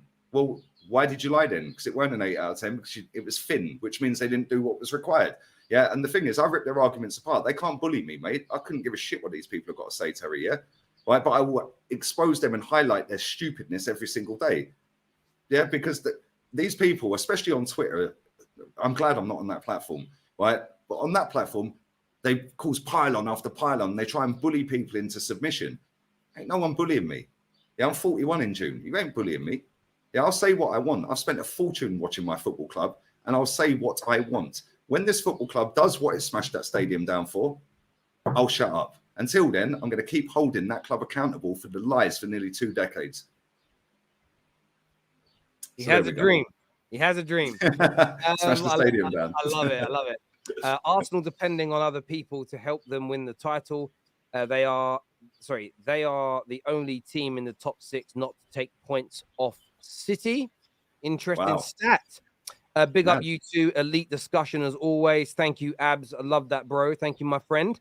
Would you take anyone? Sorry, I would take anyone to see Levy gone.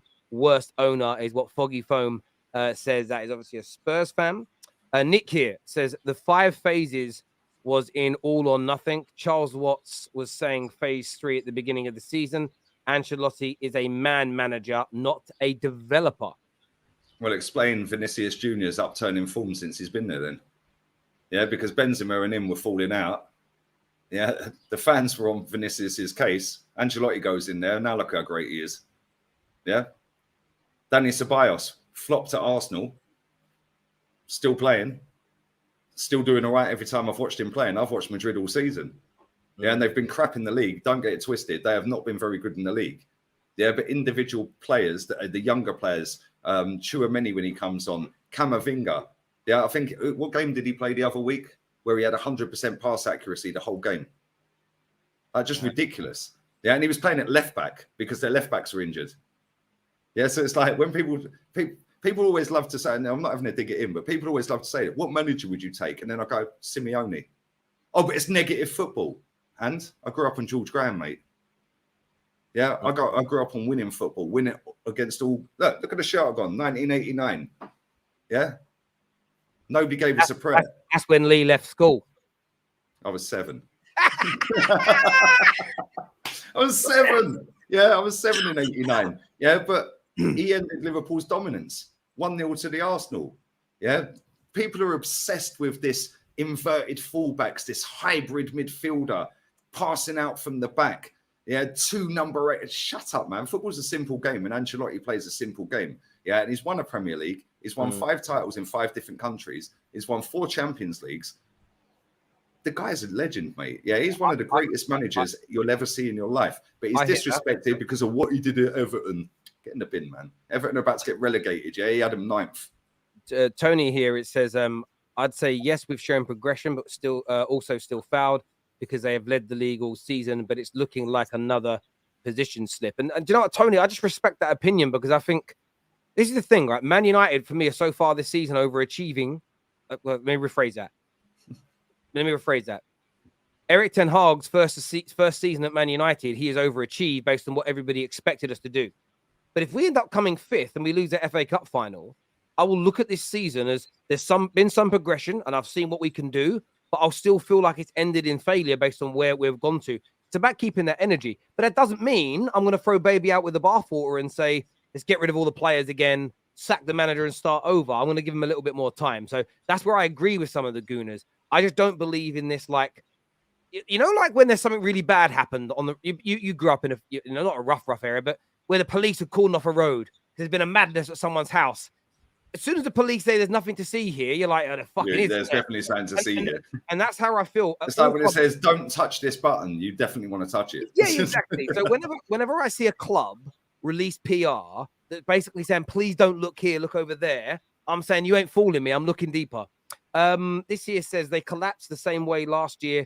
It's unacceptable that they did it again, is what Alberto Ray has got to say here.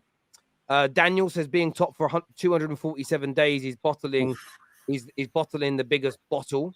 But you're not allowed to say that because they label Tottenham fans as bottle jobs in a 2-horse race. They finished 3rd. They would never top that season. We were. But it's better hope you win some games and Newcastle don't overtake you, you know. Mate, I'm telling you, listen, I said to you and you laughed at me. Yeah. Well, you're not laughing now, are you? Lee Farage back again. Cry more. Yeah. So I don't want to kill you, Tel. Who asked? Who asked?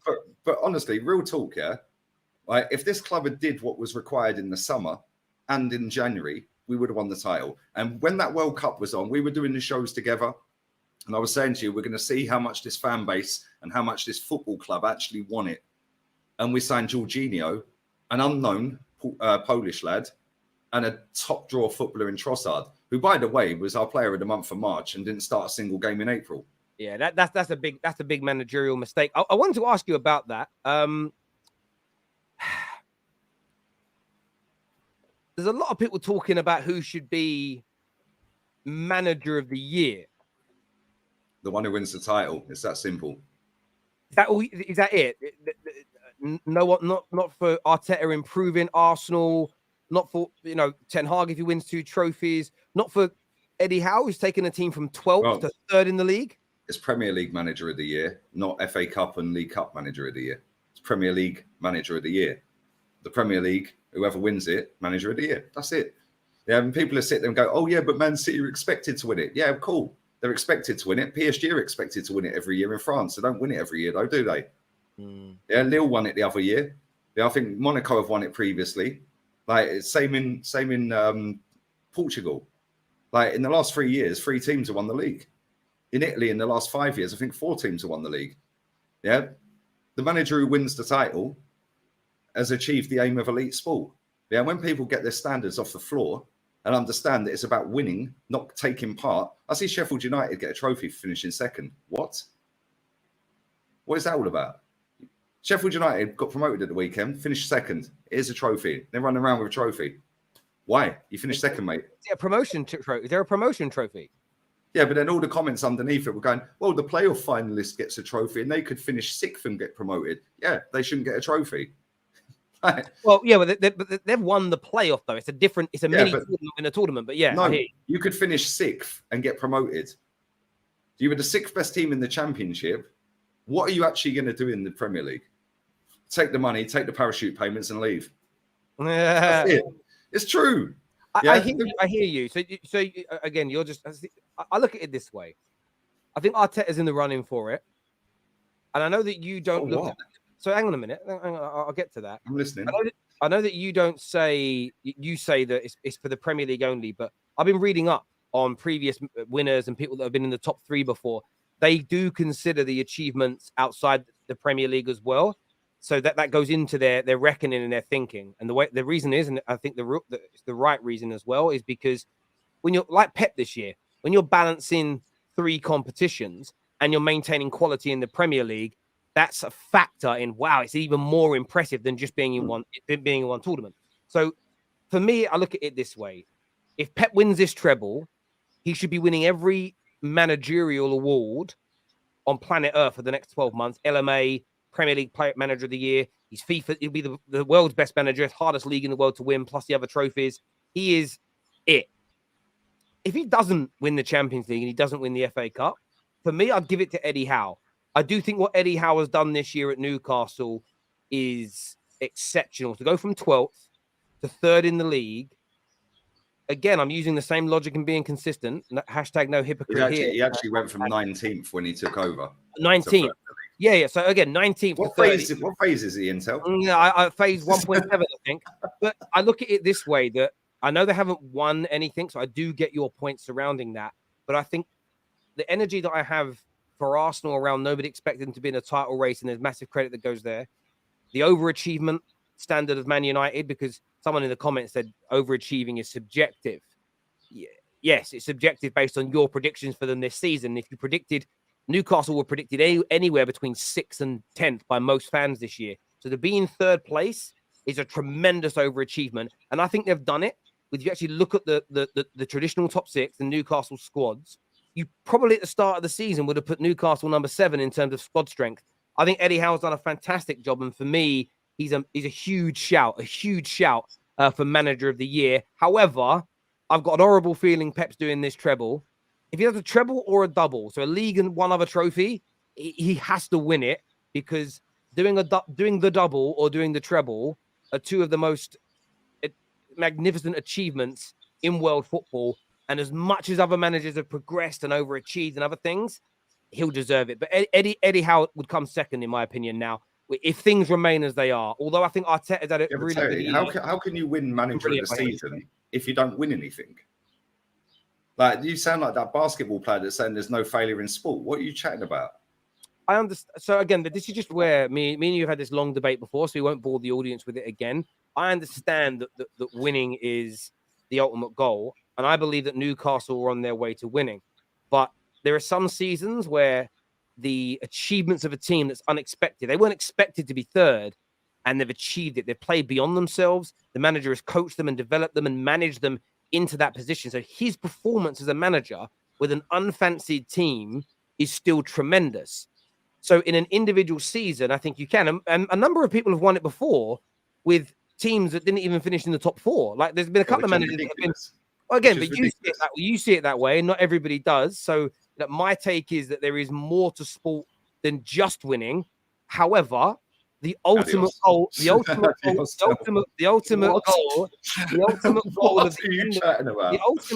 the end of it is to win and achieve. Well, we've had this conversation before, that not every team is going to be able to produce a team like Manchester City. Okay, no, that's fantastic. 100 billion trillion% agree with you. Yes. But when you have a team like Brighton, for example, which I mentioned earlier, they've got a billionaire owner. There's 18 teams in the Premier League with billionaire owners. They can invest their own money into it. They are allowed to do that under FFP rules, right? They can do 100 million or whatever it is, yeah? Mm-hmm. Right? Brighton are buying a player for 2 million, selling him for 25 million. How much did they buy Trossard for? They made more money on Trossard than they brought him for. Yeah. Are they reinvesting that? No, they're not. So not actively trying to get better. They're hoping that they can keep spinning out cheap deals into big stars or sold for big fees. Ultimately, that ends up like Southampton, because Liverpool ripped that whole club apart for all their players, and now Southampton couldn't keep finding the gems. Good. I'm glad they're relegated. And I guarantee you now, in the next 4 seasons from now, Brighton will be relegated. Yeah, good. Yeah, because they ain't doing what they're supposed to be doing. And this is why the Premier League, when they're sanctioning teams that do want to actively try and be the best, like City, yeah, and putting all these charges on them, why? They're making your brand bigger because more eyes are on it, more subscriptions to Sky Sports and this and that. I understand that. Stop them Brighton teams like that. They're just there for the money, mate. So I can ask you a question. So when you look at what Gary O'Neill has done at Bournemouth this year, do you not think what he's done with the resources at that club is a good achievement? Well, it's kept him in the Premier League. And do you know what's mad? Yeah. All of their fans want him sacked because he's got a clause in the contract that says if he kept him in the league, he gets a 1-year extension. All of their fans want him sacked. I'm not, but I don't care right now. I don't care what their fans want. No, it ain't a good achievement. Why is it a good achievement? So you don't think keeping a team of that level with their resources, fan capacity, income, and squad, you don't think keeping them in the Premier League is owned by a billionaire, mate? Okay, but please answer my question. You don't think that's a good achievement? No, I don't. Do you know why? Because the TV revenue, every single 20 teams in the league get 79 million quid TV revenue. Every single one of them. Every single one of them. They will earn over 100 million this year by being in the Premier League. How much did they spend in the summer? I don't know. Neither do I. Yeah, but they're going to earn over 100 million this year. Right? They're going to earn over 100 million this year. Plus the owner could put 100 million in. So why is that an achievement that he's kept him in the Premier League? This is the thing. Bournemouth's turnover Makes no sense, mate. Hang on a minute. Bournemouth's turnover per year is £53 million a year. They turn over. Yeah. Okay. That's their normal turnover. So they can't spend like a team that turns over 400, 500, 600 million pounds per year. Now they're in the Premier League this year and they can spend it. But if that goes wrong and they go down, yes, there's parity. Sorry, one second. What did you say their turnover was? I just googled it here. Bournemouth, their last accounts that were announced. Well, that was the Championship. Yes, okay. But when they're in the Premier League, there's not a guarantee you're going to stay up. So the reason why you don't just come up straight, I understand your point when it comes to a team that's been in the Prem 4, 5, 6 years, you build up the money, you should spend it. But when a team first comes up, it could be catastrophic to drop £100 million on players and then go down. You can end up doing what the likes of Bournemouth and so have done, where you cripple your club. It takes time. You can't just go from being a championship team. It does take time. It absolutely takes time. No. I'll give an example right now, right? Last season, I've got it up right now, the website right now, yeah? Manchester City for the Premier League, TV, commercial revenue, merit payment, facility fees, and equal share, yeah? For Premier League football alone, earned 164 million quid. They finished first, champions, yeah? Arsenal finished fifth and earned 154.3 million. Hold on. I'm coming to my point. Yeah, I'm coming to my point. So if you then go through to the team that finished bottom last season, which was Norwich City, their total income for TV revenue, all of the merit fees, facility fees, all of that bollocks, yeah, 98.5 million. What, you're telling me that ain't enough to stay in the league? Yeah, Burnley got relegated. They earned 106.5 million. Okay. This is without cup runs. This is just solely Premier League. So I understand that. I mean, it isn't quite as simple as that because it is because they can go and spend the money on players, Terry. Yeah, it is, but there's still three teams are still going to go down. Okay, so clubs have to be a little bit. I understand if a club's been in the Premier League for a longer period of time, start spending more. There's certain teams that have been up in the Prem 4, 5, 6, 7 years, earning all this money, and it's like, why aren't you spending more yet? Year 1, year 2, I think you sometimes need to be a little bit more prudent. However, I want to ask you a question. If you get promoted, then straight away relegated, you're fouled, right? Yeah. If you get promoted and stay in the Premier League the following year, do you still consider that failure because you didn't win the Premier League? Yeah, because you didn't win anything. Did you win anything? Yes or no? No, you didn't. Brighton, everyone's giving Brighton props. Oh, they're amazing. They have not won a trophy for 121 years. Why is everyone gassing them? Yeah, why can't they take... And to be fair to them, they had a go this season because they got to a semi-final against you lot, yeah? But why are these teams that win nothing, Terry, not even entering proper teams in the Carabao Cup? Yeah, because it's more money to stay in the Premier League next season than it is to go and actually have a bit of history and a trophy at the end of it. Yeah, and that is my problem. Like, Man United won the League Cup. They got 100 grand. If you win the FA Cup, you get 7 mil. But if you get in the top 4, get about 50 mil, 30 mil, something like that. Yeah, plus the group stage money, every win's 2.8 mil. A draw in the group stage is 970 grand. If you reached around the 16, you get 9.7 million.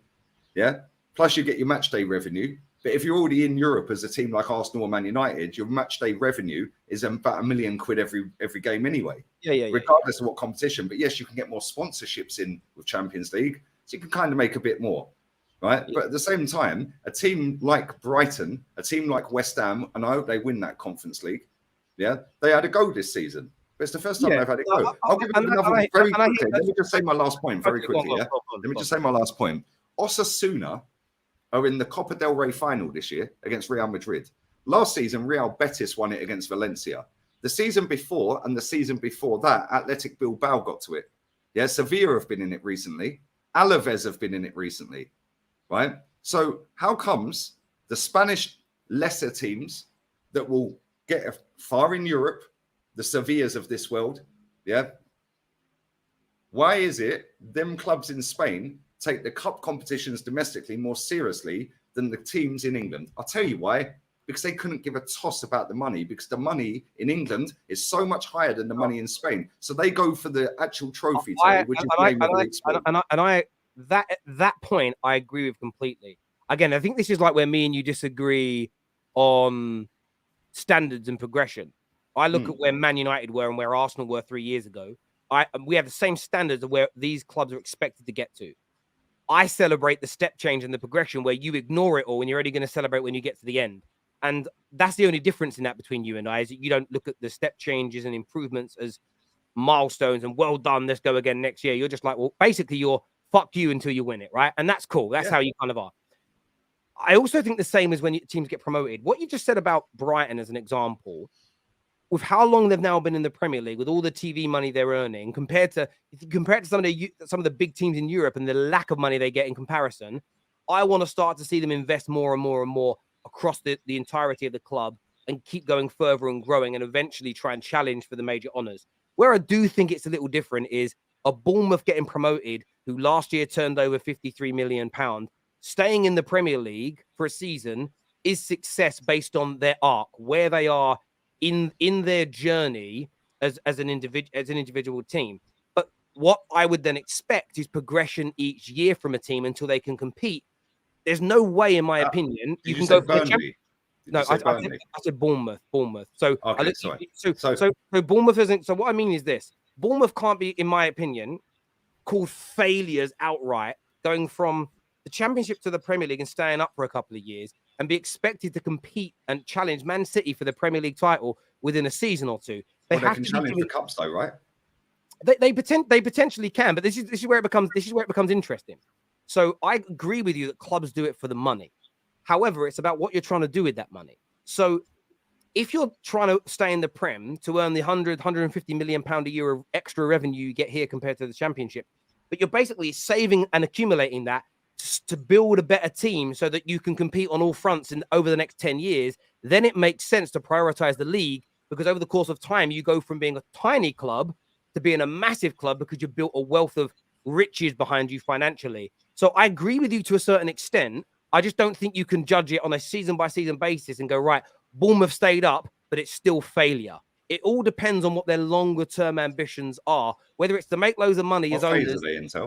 Oh, fuck knows. I don't do the fake. But do you get where I'm coming from? So I understand what you're saying, but at the same time, how many times have Bournemouth been in the Premier League in the last 10 years?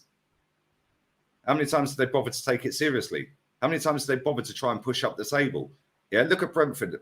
Brentford are a prime example, right? Because that's probably the best example, because Brentford's owners were 30 mil. That's it. It's probably a miracle on that basis, because I don't know any Brentford fans. Do you? No. And they're a tiny little football club. Their new stadium. No income. Do you consider them a failure? Well, they ain't won anything.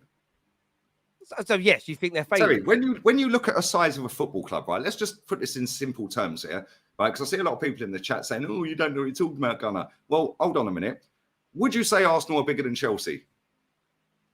Why are you doing an Unai Emery on me? Arsenal have won more trophies than Chelsea, so therefore they're bigger. I thought you meant in terms of fans watching them. No. Are Man United bigger than Liverpool? Yes. Are Real Madrid bigger than Man United? No. Yes. So what are you basing this on? You're basing this on trophies won. No, yeah, I understand that. So again, Thank you. I Hold on a second. yeah, People will now come. People will now come into the chat and go, "But what about Rangers and Celtic? Because they've won over 100 titles each or trophies each. Cool, that's great. Yeah, but then after you do the titles and the trophies, you then go to history. You then go to fan base. You then go to income. You then go to all of that, Terry. Yeah, the ultimate to put Arsenal above Chelsea, trophies, and we have our fans out here saying, "Oh, bigger fish to fry." Shut up. Yeah. Oh, blessing in disguise. Oh, but the League Cup's shit. But then they want to make Arteta out to have done a double for a Community Shield with an FA Cup. It makes no sense, right? I mean, come on. Yeah. At the end of the day, Real Madrid keep winning and winning and winning, and there's different levels to the trophies. Of course, there is. The priority is the Champions League and the Premier League. After that, they've only been in 2 Copa del Rey finals in the last 10 years. Do you assess and if players? they don't beat Osasuna, then Do you assess players in the same way based on what they've achieved? Yeah, because ultimately, listen, Matt Letizia is one of the greatest footballers I've ever seen in my life, but he never won anything. So when you put a GOAT status up there, or you can never shoehorn Matt Letizia into because he's never won anything. Yeah, I get that. So I think in terms of the clubs, the bigger clubs have won the most. I understand that. But I do think it's a slightly different argument from individual. Like, is Bournemouth's season this year a failure because they've stayed in the Premier League? I think failure is too strong a word. But I understand your logic, and I understand people say the aim of elite level sport is to win. But I think when you assess a singular season and you look at people's stories in the context of where they are, I think you can be a player that hasn't won the Premier League this year. And I understand why some people would look at you as the best player in the league in a certain time.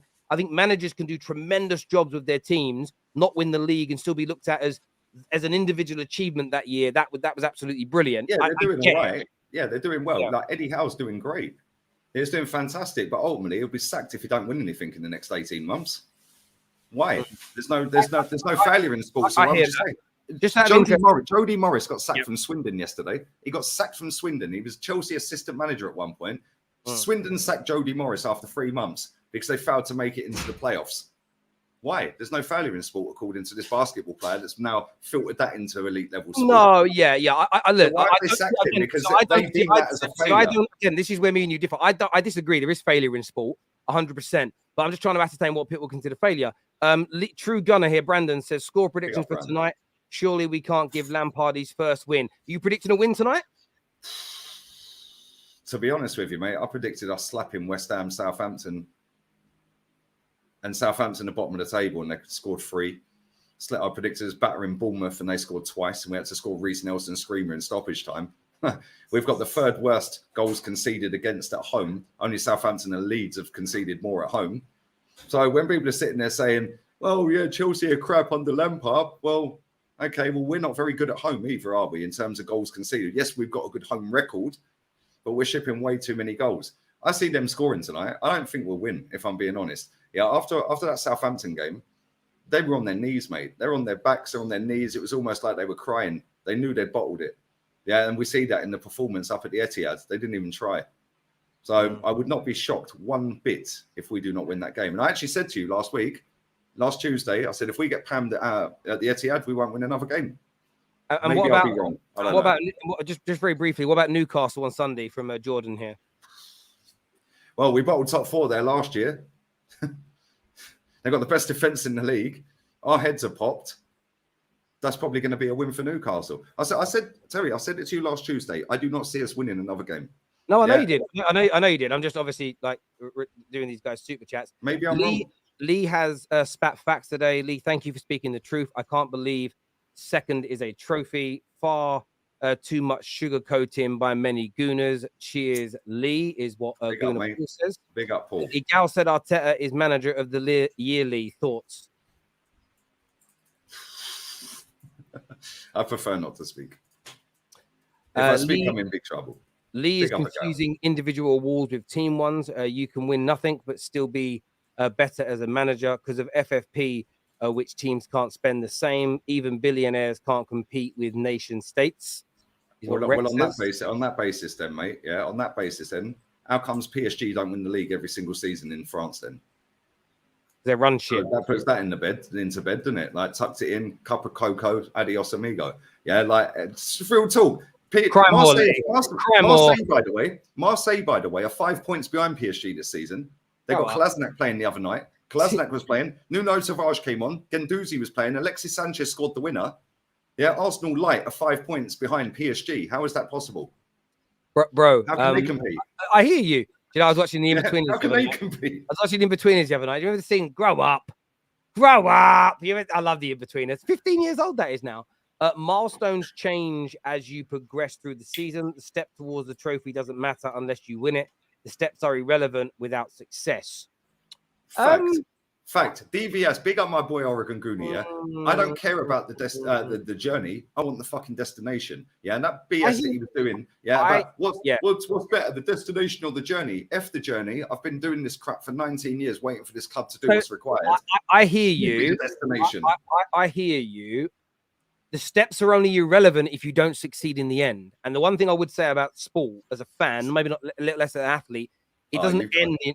It doesn't end in May. You can go again. So I'm only talking about. Hold on. You've just basically said and then contradicted it. You can go again. Yeah, you said don't end in May. You can go again, right? Yeah. But just before that, yeah, like you're basically saying the aim of elite sport is to win, and irrelevant. You're saying it's irrelevant the steps if you don't get the success. So what you're saying is irrelevant runs of form that lead to nothing are irrelevant, which is what I was telling you last season. Irrelevant goals that lead to no trophies are irrelevant. So this is the difference. If you score loads of goals, win loads of games, but ultimately Arteta over a 7-year period doesn't win you a Premier League or a Champions League, just one FA Cup, then it was all relatively irrelevant. What we were speaking about last season was, I said, should you not celebrate a goal in a game you win in case you don't win the league, which I think is mad. However, if there's a boxer coming through and, you know, he's winning fights, but they're not world title fights, you still celebrate those wins as he's improving and getting to the level of being ready to a one-on-one sport, mate, not a team sport. No, I'm not. I'll bring it back round. I'm going to bring it back round. So I think when you look at a team that's developing into hopefully being title contenders, you can celebrate the milestones because just because in year 1 or year 2 you're not where Man City are doesn't mean you're not going to achieve it. However, when you're 4, 5, 6 years in, if you're still failing, to complete the milestones then become irrelevant because you should be winning and competing by on that basis. Then would you say Harry Kane's a flop and a failure and his whole career's been a failure? I would say I would because he ain't won nothing. But I've already said that. I've said it so on many goals that lead to nothing. Hang on. Then, aren't they? He's an individual. Hang on, let me. We were in agreement on that. Harry Kane isn't a Premier League legend until he starts winning trophies over here because every other legend, in my opinion, has one. Now, and legends of the game. So we agree on that completely. However, when Harry Kane was 22, 23 and started scoring loads of goals, we didn't sit back there. You don't see a 21-year-old who's amazing and go, I'm not even saying this guy's good until he starts winning trophies. You can look at that and go, well, he's progressing, he's moving forward well, but he still has to achieve. I'm just not somebody that's going to sit there and have no celebration moments when my team score goals or win games because we might not get to the destination. That's the only bit that's mad for me. Otherwise, that means the crowd should be silent a whole game unless it's the final game of the season where you win the league. Because there's no point celebrating anything. What is the aim of elite sport? That isn't my point. That isn't my point. I hear you. My point is this, right? Is that you can still celebrate milestones. If you don't celebrate milestones, that literally means celebrate wins. Of course, you can celebrate wins, but ultimately, if they lead to nothing, they're all irrelevant. Yes, in the end. But what people are saying is don't celebrate them then. Well, you can't. You don't know what the end is. So you have to get enjoyment out of the game. Otherwise, what's the point? I've been the same ending for 19 years, Terry. It's like watching Home Alone every year at Christmas. Come on. Yeah, it's the same ending every year. We failed. Yeah, I understand that. But we're talking general. We're not talking about Arsenal specifically. So we're just going on about this particular super chat. And everyone says here, what's the elite aim of sport? Yes, it's to win. But are you telling me that in the process towards winning, you're not allowed to celebrate anything in case you don't win? No. I'm not saying don't celebrate. If people want to celebrate, saying don't celebrate the milestones. You don't celebrate the milestones. Don't dress up failure at the end of it. No, but that's a different argument. The argument here is the guy super chat said, don't celebrate the milestones. That means you can't celebrate goals or wins. That's mad. Celebrate what you want. Yeah, I'm just going to sit there and hold the club accountable, Terry. No, I get that. But that's a different argument, Lee. It's a completely separate argument. Holding your club accountable and calling out failure is right. But saying you shouldn't celebrate milestones of progression or wins or big moments because at the end of goal, you might not get to the end. That literally means you can't have fun as a fan ever. You just said milestones and progression. But if the progression led to nothing, yeah, how do you know it's progression? Well, because you got 3 points against Leicester, or you got 3. So But what ultimately, you won okay, nothing. So what you so How what is you it see progression? You've Yeah. progressed to do exactly what you talk about Arsenal okay, individually. okay, You progressed to do exactly what you do every year and fail to win it. So, sorry, 19 years. I've seen the same story. I understand you've seen the same thing for 19 years, but I'm talking generalistically here. How do you know something's a milestone or progression? Well, you judge it accordingly. Man United are not in a title race this year, are we? No. If next year we're in a title race, has the team progressed in your opinion? No, if you ain't won it, no. Because you will ultimately end up. Okay, I'll give you another best Hang example. on. Tottenham and Chelsea are going to end up winning the same as Arsenal this season. So what's the difference? So you don't think you're a better team than Arsenal, Chelsea this year? That's not the question. So Arsenal, Chelsea, and Tottenham are going to end up winning exactly the same. Lee, you're taking the debate away. Have Arsenal progressed and become a better team this year? No, because they didn't win the league. So you're not a better team than We last year. underachieved last season as well, by the way, because we So should have finished in the top please 4 give me a last straight season. answer. Have you become a better team this year or not? No, I don't think we have, because you know why? And we don't need to debate it. There's no debate left. If you don't think you've improved, I'll then give you an example. Last season, we should have probably had about 10 points more. Yeah, we bottled that top 4 race. So we should have had about 10 points more last season, yeah? Which would have put us on what? 79 points? 79 points. We then go out there and buy Jesus and Zinchenko. Saliba's playing now. So again, have we really got better? I don't want to go off subject. The super chat was you basically shouldn't celebrate milestones or progression in case at the end you don't get to the end result. That's just where I disagree, because as fans you're allowed to celebrate where you winning games and moments of progression. And I think if Man United next year are in a title race with City and we're finishing the season in the mid 90 points and we come second, we have progressed.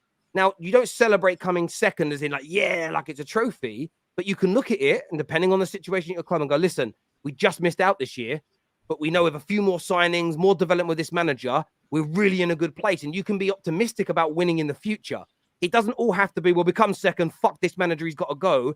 And I'm not celebrating any wins or any goals until we win a trophy. That's fucking mad. We moved stadium. I'm going to say it again. We knocked the stadium down to be like Real Madrid and Bayern Munich. To be like Real Madrid and Bayern Munich. Ancelotti won 5 out of 6 trophies last season. They wanted him sacked. They then gave him this season the board. Yeah, and it's now widely accepted that if he don't win the Champions League or the Copa del Rey as a double, he is getting sacked. Right? So when you're saying finishing second, I don't want him sacked. Well, Real Madrid won it. Real Madrid sacked what's his name? Del Bosque. He'd won him a Champions League and a cup, the Club World Cup. The following season, he won them the league. 2 days later, they sacked him. Fabio Capello in 96 got sacked the day after winning them a league. They then rehired him in 06 and sacked him again the day after winning